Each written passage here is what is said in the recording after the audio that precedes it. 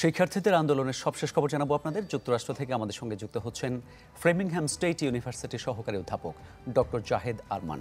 Doctor Zahed Arman, ধীরে ধীরে যে বিষয়টি দেখা যাচ্ছে যে কি বিভিন্ন বিশ্ববিদ্যালয়ের শিক্ষার্থীরা এই আন্দোলনে যুক্ত হচ্ছে, শুরুতে আপনার কাছে ইসরায়েল বিরোধী বিক্ষোভের সবশেষ পরিস্থিতি জানতে চাইব। ধন্যবাদ আপনাকে। আমরা যেই বিক্ষোভগুলো দেখছি যুক্তরাষ্ট্রে, একটা নতুন ডাইমেনশন আমরা লক্ষ্য করছি যে এই বিক্ষোভে প্রফেসররা যুক্ত হচ্ছেন এবং সাধারণ মানুষও একটু একটু করে যুক্ত হচ্ছেন। তবে আহ, এই যে বিক্ষোভের ব্যাপকতা এখন আরো অনেক বেশি বিশ্ববিদ্যালয়ে ছড়িয়ে পড়তে আমরা দেখতে পাচ্ছি। জি, এই যে নতুন করে আপনি ডাইমেনশনের কথা বললেন, নতুন করে গণ আন্দোলন যদি ছড়িয়ে পড়ে, সামনেই হচ্ছে প্রেসিডেন্ট ইলেকশন, সেক্ষেত্রে বাইডেন প্রশাসন আসলে বিষয়টিকে কিভাবে দেখছে, কিভাবে নিয়ন্ত্রণ করতে চাইছে? আম, আমার কাছে মনে হয় যে চলমান আন্দোলনের একটা সরাসরি প্রভাব পড়তে পারে, যে আগামী নভেম্বরে যেই প্রেসিডেন্সিয়াল ইলেকশন হবে সেখানে আপনি হয়তো জানেন যে যুক্তরাষ্ট্রের যেসব স্টেটের ইউনিভার্সিটিগুলোতে আন্দোলন হচ্ছে তার অধিকাংশই কিন্তু ডেমোক্রেটিক পার্টির স্টেট। যেমন new York, new jersey, Massachusetts, California, এখানে সবসময় ডেমোক্রেটিক পার্টি জয়লাভ করে। আর এখানে কিছু সুইং স্টেট আছে, যেমন Michigan, Texas, Georgia, north Carolina. So এসব স্টেটে আসলে কোন দল জয়লাভ করবে তা ঠিক আগে থেকে বলা যায় না। সো তাই এসব স্টেটের যে সমস্ত বিশ্ববিদ্যালয় আছে, আম, আহ, এবং সেখানে যেই চলমান আন্দোলন হচ্ছে, সেই চলমান আন্দোলন অবশ্যই তাদের পরবর্তী নির্বাচনে একটা প্রভাব বিস্তার করবে। তো এখানে আরেকটা বিষয় বলে রাখি যে আমেরিকান জনগণ কিন্তু ভোট দেয় বিভিন্ন ইস্যু দেখে, যে অর্থাৎ কোন দল কোন ইস্যুটিকে ভালোভাবে হ্যান্ডেল করতে পারবে তার উপরেই ডিপেন্ড করে তারা কাকে ভোট দিতে যাচ্ছেন। সো আমেরিকানরা যখন দেখবে যে বাইডেন প্রশাসন গাজা ইসরায়েল ইস্যুকে ভালোভাবে হ্যান্ডেল করতে পারছে না, তখন অটোমেটিক্যালি ভোটারদের একটা অংশ কিন্তু তখন রিপাবলিকানদের দিকে মুভ করবে। সো অবশ্যই একটা খুব ভালো প্রভাব পড়তে পারে সামনের ইলেকশনে। আমরা সাধারণত ডেমোক্রেটদের অনেকটা লিবারেল বলেই দেখে থাকি রিপাবলিকানদের তুলনায়। এখন ফিলিস্তিনিদের পক্ষে কিছু বললেই দেখা যাচ্ছে বাইডেন প্রশাসন চড়াও হচ্ছে। সেক্ষেত্রে ইহুদি বিদ্বেষ ঠেকানোর নামে কি মুসলিম বিদ্বেষ বাড়ছে দেশটিতে?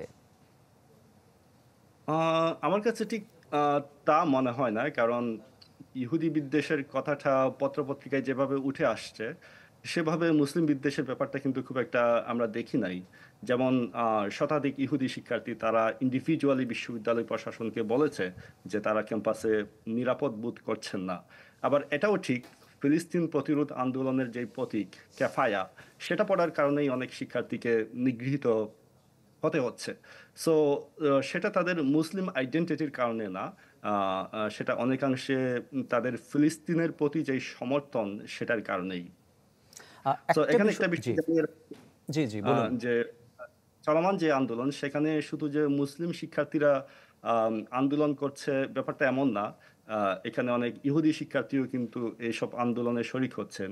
যারা খ্রিস্টিয়ান, ইভেন যারা কোনো ধর্মকর্ম মানে না, তারাও কিন্তু এসব আন্দোলনে শরিক হচ্ছেন। সো এটাকে মুসলিম বিদ্বেষী আম, আম, ব্যাপারটা খুব একটা দেখা যাচ্ছে না। জি, একটা বিষয় দেখা যাচ্ছে, বিক্ষোভকারীদের ছত্রভঙ্গ করতে রাসায়নিক পদার্থ কিন্তু ছুঁড়ছে পুলিশ, এবং বিক্ষোভের কারণে বাতিল করা হয়েছে দ্য ইউনিভার্সিটি অব সাউদার্ন ক্যালিফোর্নিয়ার স্নাতকের যে সমাবর্তন ছিল। আসলে তাহলে এই আন্দোলনটা ঠিক কোন দিকে দানা বাঁধছে এবং কোন দিকে এগোচ্ছে, কিভাবে সমাপ্তি হতে পারে এটার? এটা ঠিক এই মুহূর্তে বলা যাচ্ছে না, কারণ আমরা প্রতিদিনই কিন্তু আমরা নতুন নতুন ডাইমেনশন পাচ্ছি এই আন্দোলনের। আম, তবে আহ, আপনি যদি যুক্তরাষ্ট্রের এর আগের মুভমেন্টগুলো যদি দেখেন, যেমন 1960-এর দশকের যেই ভিয়েতনাম যুদ্ধবিরোধী আন্দোলন গড়ে উঠেছিল যুক্তরাষ্ট্রে, এটার সাথে কিন্তু তার মানে আপনি যদি ব্যাপকতার দিকটা চিন্তা করেন, এই আন্দোলন কিন্তু এখনো অতটা ব্যাপক পর্যায়ে যায় নাই। অর্থাৎ এটা পুরোপুরি এখনো শিক্ষার্থীদের আন্দোলন। সেখানে জনসাধারণের সম্পৃক্ততা কিন্তু খুবই কম। ইভেন আপনি যদি আহ, চলমান আন্দোলনের শিক্ষার্থীদের যেই দাবি আছে সেই দাবিগুলোও যদি দেখেন, যে এগুলো খুবই ইউনিভার্সিটি কেন্দ্রিক দাবি। যেমন কলম্বিয়া বিশ্ববিদ্যালয়ের শিক্ষার্থীদের, যারা শিক্ষার্থী তাদের দাবি যেসব অর্গানাইজেশন ইসরায়েলকে সমর্থন করে এবং তাদের সঙ্গে বিশ্ববিদ্যালয়ের সম্পর্ক কাট করতে হবে। অথবা ইসরায়েলকে সমর্থন দেয় এরকম কোনো কোম্পানি থেকে ফান্ডিং নেওয়া যাবে না। সো দাবিগুলো কিন্তু খুবই স্পেসিফিক এবং খুবই ইউনিভার্সিটি রিলেটেড দাবি। আম, এবং এই দাবিগুলোর সাথে যুদ্ধ বন্ধের কোনো সরাসরি কোনো সম্পর্ক নাই। তবে পরোক্ষ সম্পর্ক থাকতে পারে। ইভেন অন্য বিশ্ববিদ্যালয়গুলোতে যেই আন্দোলন হচ্ছে সেগুলার দাবিও কিন্তু প্রায় একই রকম, যে ইসরায়েলিদের কাছ থেকে ফান্ডিং নেওয়া যাবে না।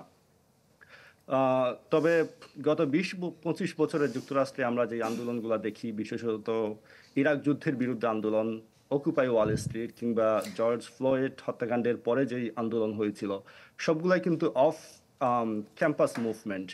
সেদিক জি থেকে জি চিন্তা ডক্টর করলে জাহিদ আরমান, আপনাকে অসংখ্য ধন্যবাদ আমাদের সময় দেওয়ার জন্য। দর্শক, আমরা কথা বলছিলাম ফ্রেমিংহাম স্টেট ইউনিভার্সিটির সহকারী অধ্যাপক ডক্টর জাহিদ আরমানের সঙ্গে।